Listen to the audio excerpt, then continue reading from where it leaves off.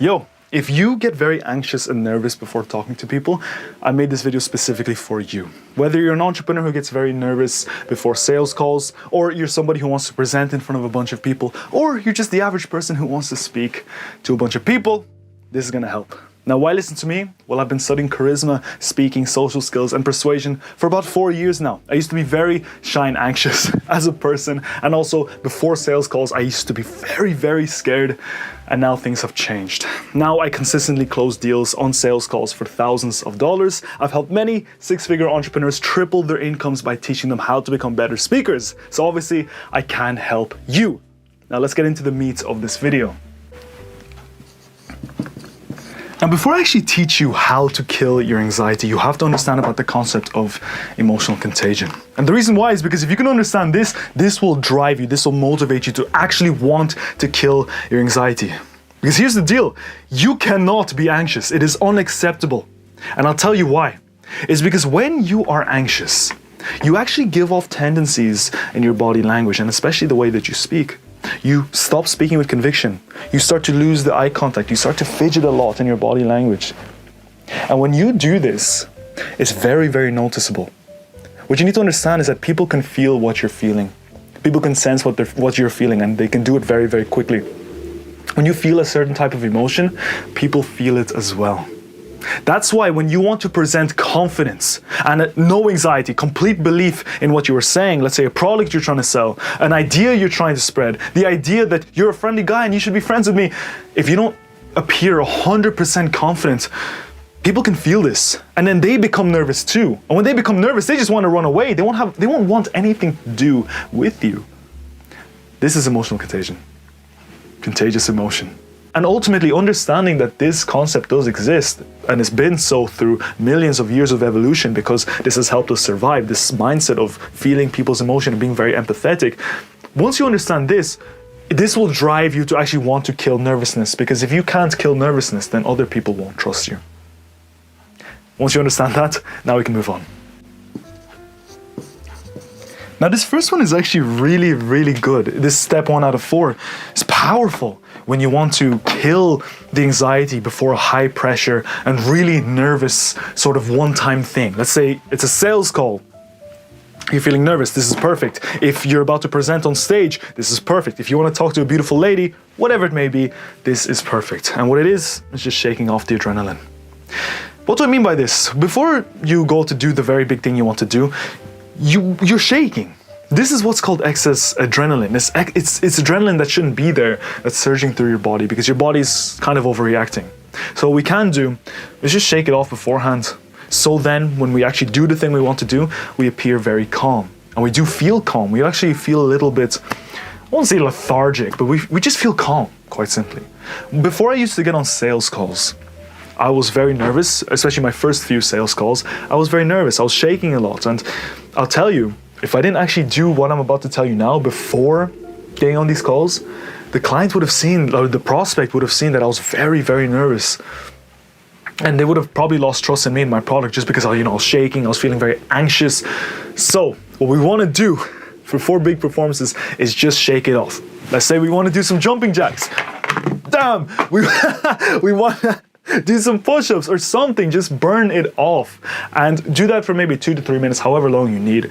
It really does make a difference to how calm and composed you appear in front of the people once you actually do step up to the plate. It's a very small thing, but it can make a huge difference. Moving on. And the second one out of 4 is to breathe, motherfucker, breathe, but don't skip. The reason why is because people don't actually tell you how to breathe. Yes, it's very common advice. Oh, breathe when you're feeling nervous, just breathe, it'll take the pain away. No, because they don't actually tell you how to breathe. Breathing is very particular. And this is why people do breath work. This is why such things like breathology exist. People are very particular about breathing because you have to be particular about it. You don't just breathe and immediately feel calm. No, you have to breathe in a specific way. I'll tell you two things that I've learned over the course of studying, obviously, charisma and confidence over 4 years.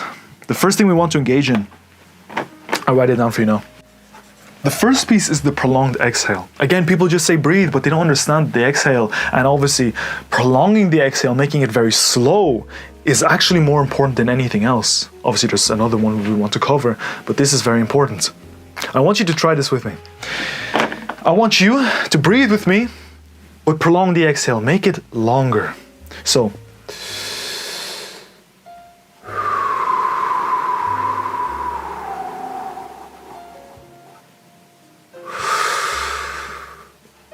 you notice how the inhale is actually longer than the exhale is longer than the inhale. This is what we want to do, because this is what genuinely calms our mind. And I've read many studies on this. I've heard from many doctors, many scientists, and it really does work. This is genuinely what calms me down. And even now I feel like I am in respite. I feel like I'm in respite. Just taking that one deep, long breath, it really makes a big difference. Now I just feel like I want to fall asleep. But ultimately, I feel calm because of the prolonged exhale. We don't want to just breathe in and breathe out at the same pace or have a quicker exhale than our inhale. No, make the exhale longer. Make the exhale longer. The second piece.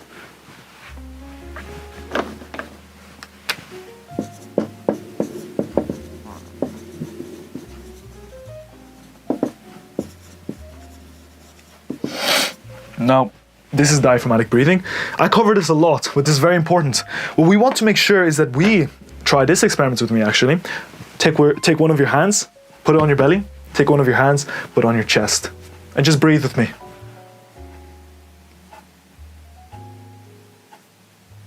Where do you feel the movement?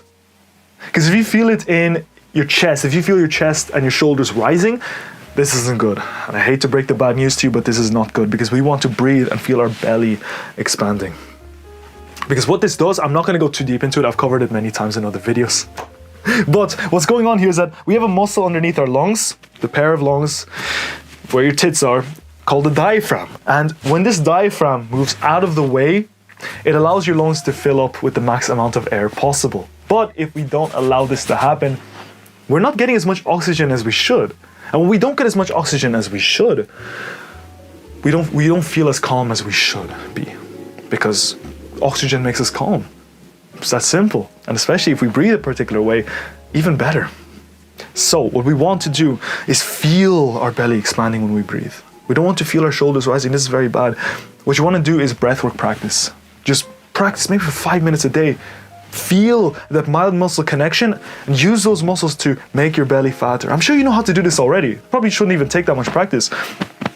But just breathe and focus on getting fat, motherfucker. Like Gorlock the Destroyer type shit. Combine this with prolonged exhale, and trust me, you'll be feeling very, very calm. It'll also help you enter the present moment and realize, hey, look, why should I be anxious? Nothing's actually happening to me. That's just a side thing. We're probably going to talk about that in a second. Actually, before we move on to the third section of the video, if you are an online entrepreneur, you're a coach, you're an agency owner, you're a consultant, you're a creator, and you create content for your leads, but you're shit at speaking, very shit at charisma, you want to learn how to do it, you don't want to watch this video for entertainment, you actually want to speedrun the process, I've got a free speaking masterclass in the top of the description. Just letting you know now.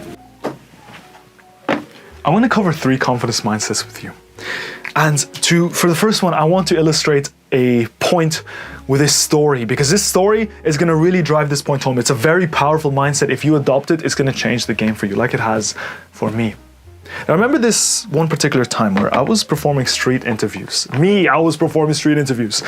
Again, I was very shy and anxious, but I was teaching introverts in my old first brand how to become more social, more charismatic. So this is something I had to do, right? Like I had to prove that I was who I said I was. So I found myself in the middle of a bustling street in the center of Dublin. This is where I live, by the way. I'm not going to tell you my address because that's a bit too much. I found myself in this bustling street. My friend had this big ass camera and we were getting ready to shoot the interviews, of course. I was very nervous because I'd never once in my life actually cold approached somebody, let alone stick a big fat camera in their face and ask them a question. Because in my eyes, I actually thought I was interrupting and ruining their day. That's how nervous I was. And I looked to my friend and I said to him, brother, I don't want to do this. I'm too nervous. Like, can we just save this for another day or something? I'm terrified. Before he even had a chance to answer me back, I said to him, bro, actually, never mind. Fuck that. I can't sit here and think to myself these thoughts when I have a duty to serve. I have people to teach. I need to be who I say I am. How can I look the camera, the audience in the eye when I can't even do the very thing I'm trying to preach to them? And I realized I had to do it in that moment. But one other thing I realized is that my feeling of nervousness isn't actually nervousness. And this is what propelled me to move forward. The feeling that I was going through was actually excitement. Because at the end of the day, I was challenging myself and I loved it. It was my negative connotation of anxiety. The fact that, oh, I was anxious, I was so nervous, I was terrified. This is what kept me stuck. But as soon as I reframed it, not only by, really motivating myself, but as soon as I reframed it into excitement, that is what propelled me to move forward. And as soon as I spoke to the first person, that got me into a positive feedback loop, and I was able to keep asking another. I ended up interviewing about 6 people that day. And that to me was one of the biggest achievements for me at the time. But this is the first point I want to teach you. It's your connotation. See, physiologically, and it's very interesting, excitement and nervousness are actually the same thing. What happens to your body when you feel excitement is the exact same thing that happens to your body when you feel nervous. That's what's really, really cool. And your beliefs are very, very powerful.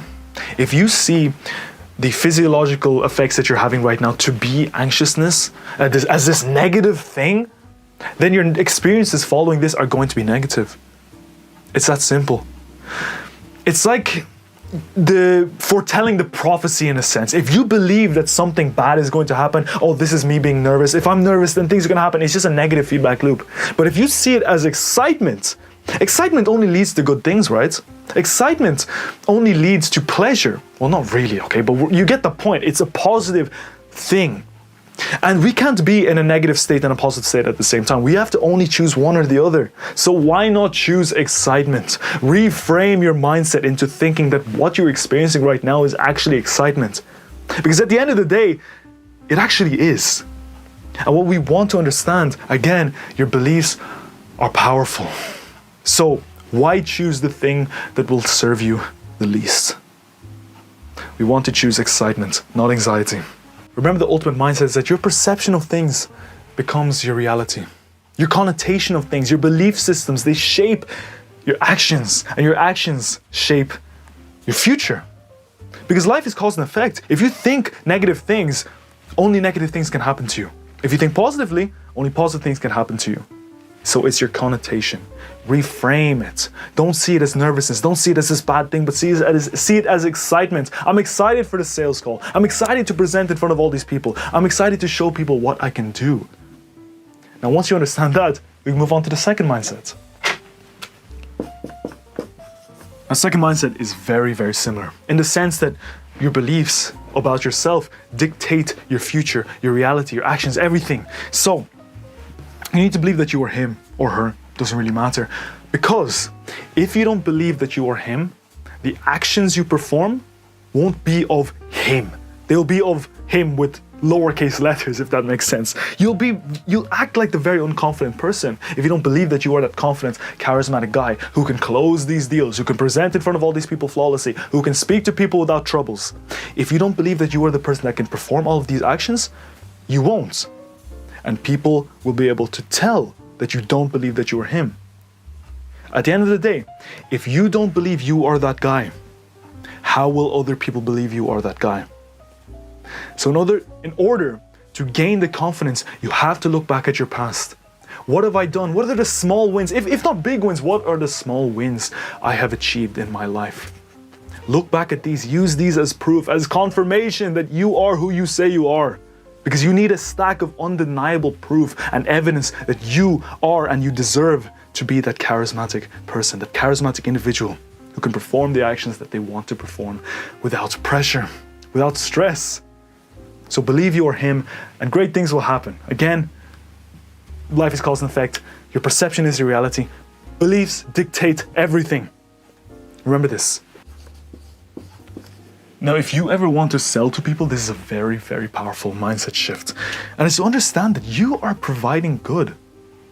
Excuse me, I have to burp there for a second. You are providing good. And this is something I struggled with back when I was selling on sales calls. I used to be very anxious because I had to present such a huge price point in front of people. When I used to drop price, it was like, for the first time I was ever charging what's called high ticket. If you're not an entrepreneur, a high ticket is basically a product over $1,000. Once I began doing this, I was very nervous because I was like, oh man, in the back of my mind, I feel like I'm scamming them. $1,000? Like, who would even pay this amount? And I was getting nervous, and that showed through my body language.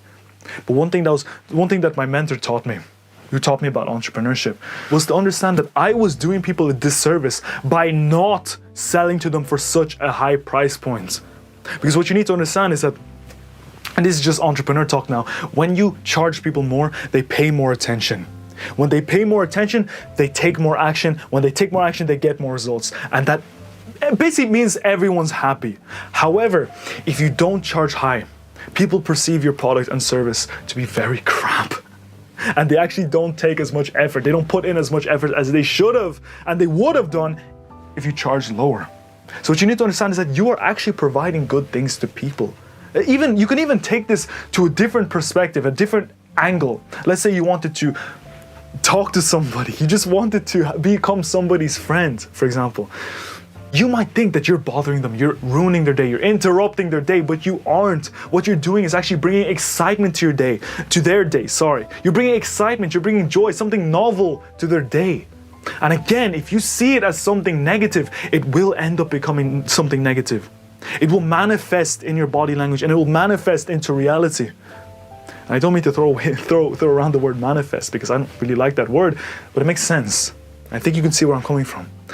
Your beliefs dictate your reality. So if you think of it as, take back to the entrepreneur example, if you think that you are not providing good things to people, it's gonna show, and then they're gonna think, oh wow, that's expensive. And then, prophecy will be foretold and come true and all that fantasy bullshit. It's just gonna become a very negative spiral from there. And that's not what we want.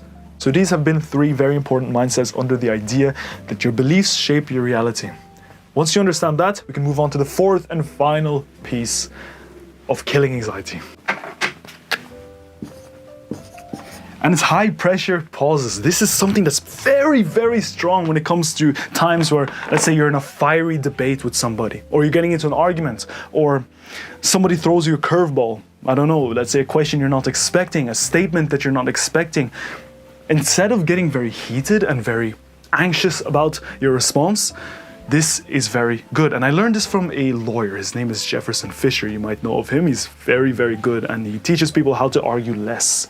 And what he taught, and this is something that I use in my personal life a lot, was to not be rash with your first response. It's to not be hasty, not be impulsive, but rather pause as your first word, to breathe as your first word, to actually let out a breath. And again, this is very good for these high pressure situations. Somebody throws you a curveball. Instead of being very hasty and just answering immediately, take the time to think. And in fact, why not even ask them, hey, you mind if I think about that statement for a second? It's just pausing, taking a breath as your first word. And instead of being seen as very impulsive and therefore untrustworthy and having a lack of authority because you're like, because you don't know how to respond to the statement, now you pause. You pause and it makes you look more tactical. It makes you look much smarter and a lot more authoritative. But not only that, it just obviously makes you come up with a more clever response. So this is what's called the high pressure pause. If you're in a high pressure situation, this is very, very valuable. I've used it myself to close many $1,000 sales calls, which I'm sure you can understand is extraordinary. Now for my pitch, my CTA, if you are an online entrepreneur, coach, agency owner, consultant, video creator, and you use videos to create leads for your business, but you suck at speaking, you suck at charisma, you suck at leadership, at persuasion, everything when it comes to charisma. And you want to improve so that you can speak with more power and attain more leads for your business, more qualified leads, and therefore more income, like I've helped many 6-figure entrepreneurs do. I've got a free course in the top of the description. There's already 270 entrepreneurs in there learning from that course, and they're going to kill you in competition if you do not watch it, because there's some seriously valuable stuff in there. I've put a lot of effort in that. Now, if you don't want the guys in the community to beat the fuck out of you in business, you want to watch that because they are learning how to convince people and speak in such profound ways when you can't. Now, if that really motivates you, I'd highly suggest you go watch that right now. With that said, I'll see you in the next one. Take care.